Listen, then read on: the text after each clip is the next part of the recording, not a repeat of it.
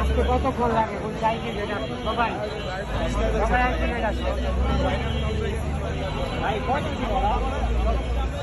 আমরা সাধারণ শিক্ষার্থী প্রধান উপদেষ্টার কাছে একটা দাবি জানাইতে চাই যে আওয়ামী লীগকে যদি অতি দ্রুত নিষিদ্ধ না করা হয় তাহলে দেশকে অস্থিতিশীল করবে। উনি চৌরাস্তা দিয়ে যাচ্ছিল, তারপর চৌরাস্তা ফ্লাইওভারের উপরে হাসনাত আব্দুল্লাহকে 10-12 মিলে 10-12টা মোটরসাইকেল দিয়ে তার উপর অতর্কিত হামলা করা হয়।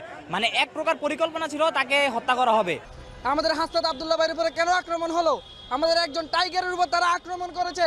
তারা একজন টাইগারকে আক্রমণ করে ভাবছে যে তারা হাজারো ছাত্রের মুখ বন্ধ করে দিবে, কিন্তু তা না। আমরা একজন হাসনাত ভাইয়ের উপর আক্রমণ হওয়ার কারণে আজকে আমরা দল মত নির্বিশেষে সকালে আজকে আমরা মাঠে নেমে পড়েছি।